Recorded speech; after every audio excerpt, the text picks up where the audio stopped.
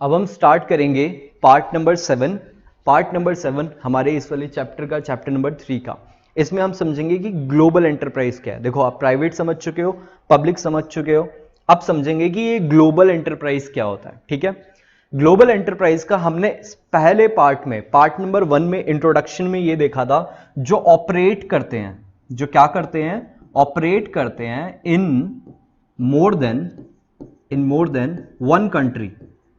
इन more than one country है, state नहीं है। ठीक है, अगर एक कंट्री से ज्यादा में कोई एंटिटी या कोई एंटरप्राइज ऑपरेट कर रहा है, मतलब काम कर रहा है, तो आप उसको क्या बोलोगे, वो ग्लोबल एंटरप्राइज बन चुका है। अब रीड करेंगे। At some time you must have came across products produced by multinational corporation MNCs. आप ऐसे प्रोडक्ट से, अब तो हम नॉर्मली है, आपने नाइकी के कोई चीज यूज करी है, या आपने डोमिनो का कभी पिज्जा वगैरह खाया है, तो आप ये सब चीजों से आराम से समझ सकते हो कि ये सारी एमएनसीज है, मतलब ये ग्लोबल एंटरप्राइज है। They have become a common feature of most developing economies in the world. मतलब ये है, एक कंट्री को डेवलपिंग कब बोला जाएगा, वो डेवलप्ड है या डेवलपिंग है। डेवलपिंग का मतलब वो आगे बढ़ना शुरू कर रही है, वो डेवलप होना शुरू हो रही है। डेवलप्ड का मतलब क्या, वो डेवलप हो चुकी है। वो ऐसे पता चलता है कि जब उनकी कंपनीज वो ग्लोबल हो जाए, मतलब वो अपनी मार्केट को पूरा सर्व कर पा रही है, अब उनको और मार्केट चाहिए। मतलब आप ऐसे देखो, आपके पूरे इस कंट्री के अंदर आप कोई सामान बेच पा रहे हो और बहुत इजीली बेच पा रहे हो, बट आपको अब सामान इतना बना रहे हो कि आप अपनी कंट्री के बियॉन्ड जाना चाहते हो, आप बाहर भी बेचना चाहते हो। ठीक है, तो आपको ग्लोबल होना पड़ेगा। नेक्स्ट है, MNCs MNCs, as is evident from what we see around us, are big corporations which have their operation in number of countries। यही चीज मैंने यहां पे लिखी हुई है कि इनके ऑपरेशंस, मतलब ये ऑपरेट जो करती है in more than one country, हमेशा करती है। ठीक है, इसके बाद they are categorised by their huge size. इनके साइज ह्यूज होते हैं, ऑब्वियस सी बात है। आप खुद सोचो, अगर एक कोई कंपनी है, एक एंटिटी है, वो ग्लोबल होने के लिए उसको, मतलब एक कंट्री से दूसरी कंट्री में जाने के लिए क्या करना पड़ेगा, सबसे पहले तो अपनी कंट्री में हर जगह होना चाहिए। आप खुद सोचो, एक कोई कंपनी है एबीसी लिमिटेड, अगर उसको ग्लोबल बनना है, मतलब उसको इंडिया के बाहर भी अपना काम करना है, ऑपरेट करना है, तो पहले कम से कम उसको इंडिया के अंदर ऑपरेट करना पड़ेगा, वो भी पूरी इंडिया में। तो पूरी इंडिया में ऑपरेट करना है, फिर उसके बाद वो आगे जैसे यूएस में जाने की सोचा, तो यूएस में जाने के लिए आप समझ रहे हो इसका साइज कितना बड़ा हो चुका होगा। अगर मैं एक एक स्टेट में लेके भी चलूं, एक एक स्टेट में लेके भी, और एक स्टेट में एक तो होगा नहीं, सिर्फ एक एंटिटी, तो मतलब एक उसका ऑफिस तो होगा नहीं, वो वहां पर भी मल्टीपल स्टोर होंगे। तो सोचो, एक स्टेट में इतने सारे स्टोर हैं, अगर मैं सारे स्टेट को कंबाइन कर दूंगा तो ये कितना बड़ा साइज तो सिर्फ इंडिया में बन जाएगा। फिर मैं उसको यूएस में जब लेके जाऊंगा तो इसका मतलब है ये ह्यूज साइज, मतलब ग्लोबल एंटरप्राइज का साइज बहुत बड़ा है। आप नॉर्मल सा एग्जांपल लो, पिज्जा हट। पिज्जा हट का एग्जांपल लोगे तो आपको समझ में आएगा कि ये आज की डेट में ग्लोबल एंटरप्राइज है, और ये कितने अच्छे से इसके आउटलेट आपको भी अपने एरिया में देखने को मिल जाएगा। इंडिया में इसके इतने आउटलेट हैं और ये हर जगह काम कर रहा है। ठीक है, लार्ज नंबर ऑफ प्रोडक्ट्स, इनके प्रोडक्ट्स भी लार्ज नंबर के होते हैं। इसके बाद आएगा एडवांस्ड टेक्नोलॉजी। ऑब्वियस सी बात है, अगर ये पूरी इंडिया के बाहर, मतलब एक कंट्री से दूसरी कंट्री में भी काम कर रहे हैं, तो इनकी टेक्नोलॉजी एडवांस हमेशा रही होगी, वरना वहां के लोग खुद क्यों नहीं काम कर रहे, है ना। मार्केटिंग स्ट्रैटेजीज, ये भी इंपॉर्टेंट है कि इनकी मार्केटिंग की स्ट्रैटेजी भी इतनी इंपॉर्टेंट रही होगी, इतनी बड़ी रही होगी, इतनी मेजर रही होगी। क्यों रही होगी, क्योंकि एक कंट्री में काम करना इतनी बड़ी बात फिर भी नहीं है, लेकिन दूसरी कंट्री में जाके काम करना ये ऑलरेडी बहुत बड़ी बात है। ठीक है, network of operation. Network of operation का मतलब ये, आप ऐसे कह लो, एक पिज्जा हट है, इसको पिज्जा बनाने के लिए टॉपिंग्स चाहिए, और टॉपिंग्स के लिए इसको जो भी वेजिटेबल्स वगैरह चाहिए, तो इसको हर जगह चाहिए। मतलब अगर ये दिल्ली में कहीं पे एस्टेब्लिश है इनके स्टोर, तो वहां पर भी इनको चाहिए। तो इनके नेटवर्क इतने बड़े होने चाहिए कि जिससे ऑपरेशन अच्छे से कंडक्ट कर सके, मतलब अपना बिजनेस अच्छे से चला सके। ठीक है, all over the world. Global enterprises, क्या लिखा है, ग्लोबल एंटरप्राइजेस दस आर ह्यूज इंडस्ट्रियल ऑर्गेनाइजेशन। ये मैं समझा चुका कि ये ह्यूज कैसे होता है। Which extend their industrial and marketing operation, मतलब ये क्या अपना इंडस्ट्री का और मार्केट को एक्सटेंड करता है, कहां, through a network of their branches, ये ब्रांचेस खोल खोल के सेवरल कंट्रीज में अपने आप को बढ़ाना शुरू करता है, ठीक है। जैसे पिज्जा हट शुरू यूएस में कहीं पे हुआ था, मे बी अगर मैं करेक्ट हूं तो वहां पे वो शुरू होके उसने धीरे धीरे अपने आप को बढ़ाना शुरू किया, सेवरल ब्रांचेस खोलनी शुरू करी, वो एक ब्रांच खोला, दो ब्रांच खोला, ऐसे कर करके उन्होंने इतने ब्रांच खोल के आज अपने आप को एक इतनी बड़ी ऑर्गेनाइजेशन बना लिया। इसके फीचर्स देखना, अगर ये ह्यूज एंटरप्राइज है तो ऑब्वियस सी बात है ह्यूज कैपिटल तो चाहिए ही होगा, है ना।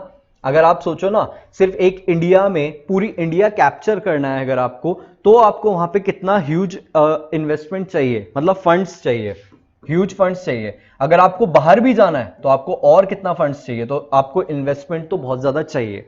These enterprises are characterised by possessing huge financial resources, इनको पैसे बहुत ज्यादा चाहिए, and the ability to raise fund, एक तो आपको अमाउंट किसी से निकलवाना आना चाहिए from different sources। देखो पैसे लेने के भी बहुत सारे सोर्सेज होते हैं, हम इसके अगले से अगले वाले चैप्टर में एक आएगा सोर्स ऑफ फाइनेंस, मैं वहां पे आपको समझाऊंगा कि पैसे कहां कहां से आ सकते हैं। आपके पास शेयर से पैसे आ सकते हैं, मैं वहां पे पूरा समझाऊंगा, डिबेंचर से पैसे आ सकते हैं, आप किसी से लोन ले सकते हो, आप बॉन्ड्स इश्यू कर सकते हो, उससे भी पैसे ले सकते हो, मतलब ये कुछ ये मेन है, आप यहां से पैसे अरेंज कर सकते हो। तो आपके पास ऐसी एबिलिटी भी तो होनी चाहिए, लोगों को कन्विंस करना आना चाहिए ना कि आप मेरे कंपनी में पैसे डालो, मैं आपको रिटर्न ज्यादा करके दूंगा।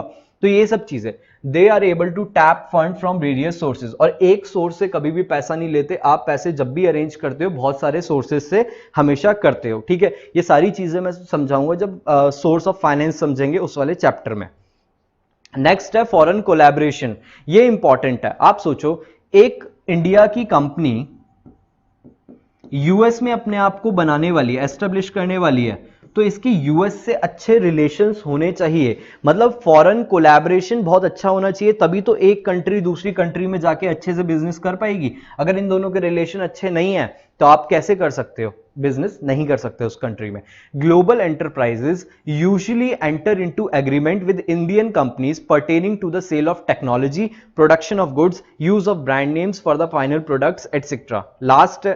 थर्ड है एडवांस्ड टेक्नोलॉजी, ये वाला पॉइंट मुझे समझाने की जरूरत नहीं है, क्योंकि अगर आप देखो इंडिया का सामान, वापस से वही एग्जांपल, इंडिया का सामान अगर मैं यूएस में बेच रहा हूं तो यूएस वाले मुझसे क्यों खरीद रहे हैं, मुझसे इंपोर्ट क्यों कर रहे हैं, अब मैं इंपोर्ट बोलूंगा, यूएस मुझसे इंपोर्ट क्यों कर रहा है, खरीद क्यों रहा है, क्योंकि इनके यहां पे नहीं मिल रहा होगा, इनके यहां पे नहीं मिल रहा, तभी तो वो इंडिया से ले रहा है। और जब यूएस इंडिया से ले रहा है तो उनके वहां नहीं मिल रहा होगा, क्योंकि हमारी उनके वहां क्यों नहीं मिल रहा होगा और हमारे यहां क्यों मिल रहा है, क्योंकि हमारी टेक्नोलॉजी एडवांस रही होगी, हमने उसको अच्छे से मैनेज किया होगा, बनाया होगा, इसलिए, ठीक है।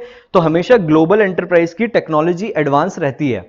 These enterprises possesses a technological superiorities in their method of production, ये जैसे प्रोडक्शन करते हैं उसके अंदर ये क्या होते हैं, इनके पास टेक्नोलॉजी बहुत अच्छी होती है। They are able to confirm to international standard and quality specification. सीधी सी बात है, अगर आप एक सामान अपनी कंट्री में बेच रहे हो तो अलग बात है, आप दूसरी कंट्री में बेच रहे हो तो आपका प्रोडक्ट जो है वो इंटरनेशनल स्टैंडर्ड के अकॉर्डिंग होना ही चाहिए, ठीक है, और उसकी क्वालिटी सबसे बेस्ट होनी चाहिए, तभी आप ग्लोबल एंटरप्राइज बन सकते हो। Third point complete. फोर्थ पे आओ, प्रोडक्ट इनोवेशन। आपका प्रोडक्ट सेम नहीं रहना चाहिए, वो बार बार आप उसके अंदर कुछ कुछ चीजें ऐड करके उसको एडवांस लेवल पे लेके जाना चाहिए, ठीक है। These enterprises are characterised by having highly sophisticated research and development department. आपने देखा पहले फोन, मोबाइल फोन्स आने शुरू हुए थे तो पहले वो कीपैड वाले होते थे, वो कीपैड वाले होते जो नोकिया वगैरह के आते थे, फिर अभी स्मार्टफोन्स आने लग रहे हैं, ठीक है।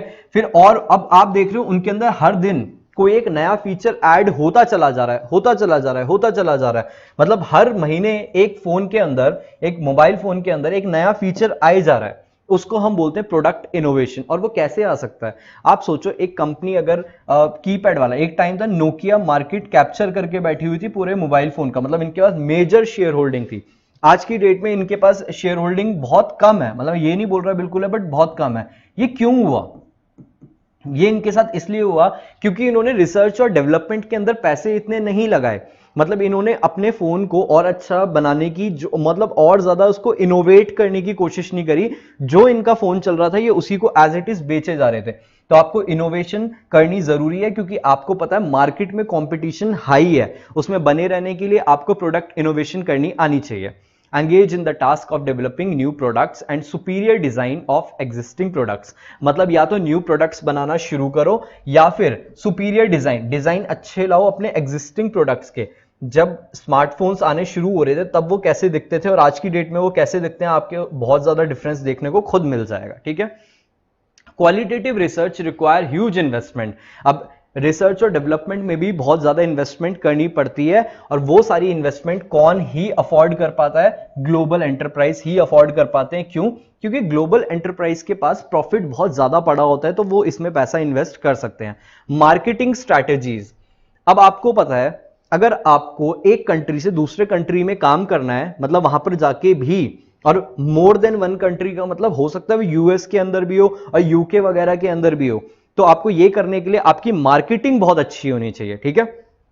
The marketing strategies of global companies are far more effective than other companies.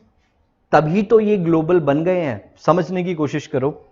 दो कंपनी है, ठीक है, एक कंपनी एबीसी लिमिटेड है, एक एबीसी लिमिटेड है, एक एक्सवाईजी लिमिटेड है।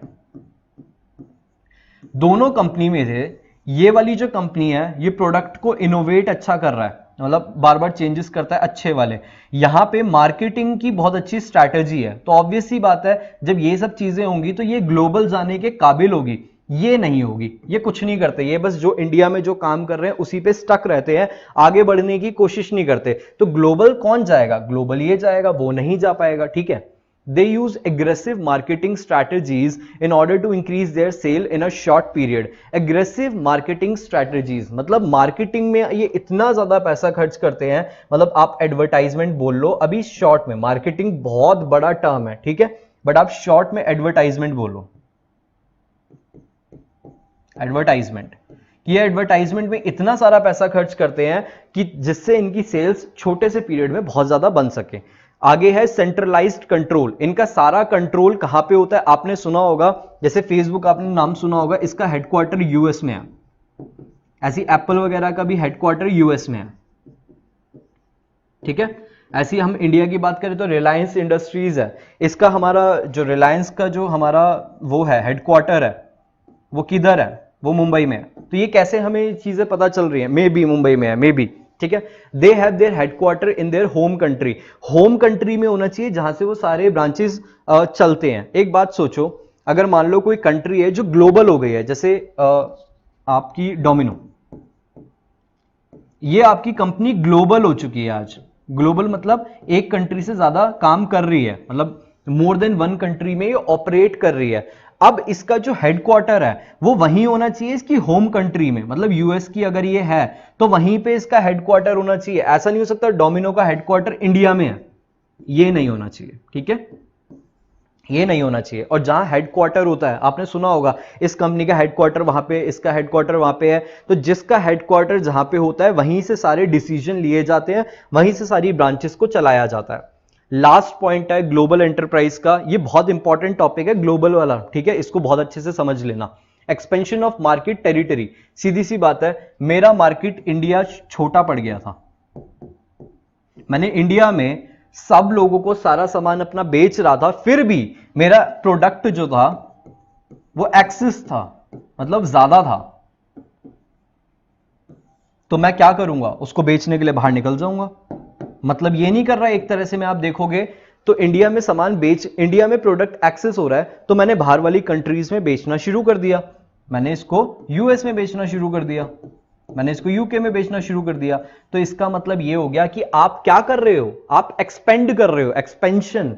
ठीक है, माइक्रो इकोनॉमिक्स याद आ रही होगी। एक्सपेंड कर रहे हो मार्केट की टेरिटरी को, अपने मार्केट को इंडिया से बढ़ा के और बाहर लेके जा रहे हो, पूरे वर्ल्ड में फैला रहे हो। ठीक है, their operation and activity extend beyond the physical boundaries of their own countries. ये बहुत इंपॉर्टेंट है। आप अपनी कंट्री के बाहर जा रहे हो और वहां पे अपना सामान बेच रहे हो। Their international image also build up and their market territory expand, enabling them to become international brand. ठीक है, आप इंटरनेशनल ब्रांड कब बन जाओगे? जब आप दुनिया भर में सामान बेचोगे, आपकी दुनिया भर में इमेज बननी शुरू हो जाएगी। ठीक है, आपका नाम होना शुरू हो जाएगा। तो ये सब चीजें हमने पढ़ी ग्लोबल एंटरप्राइज के बारे में, बहुत डिटेल में इसको मैंने समझाया। अच्छे से इसको समझ लेना एक एक पॉइंट को, क्योंकि ग्लोबल एंटरप्राइज का ये जो फीचर है ये बहुत इंपॉर्टेंट है। 7 पॉइंट्स है, मे बी 7 के 7 आपको एकदम लर्न होने चाहिए। वापस से बोलूंगा, ये येलो वाला आपको लर्न होना चाहिए एज इट इज। अंदर आप अपने हिसाब से लिख सकते हो, बट हाँ हेडिंग से मिलता जुलता होना चाहिए, अपनी मर्जी से कुछ भी नहीं लिख सकते। ठीक है, तो यहां पे हमारा पार्ट नंबर 7 हो गया फिनिश। इसके बाद हम स्टार्ट करेंगे पार्ट नंबर 8।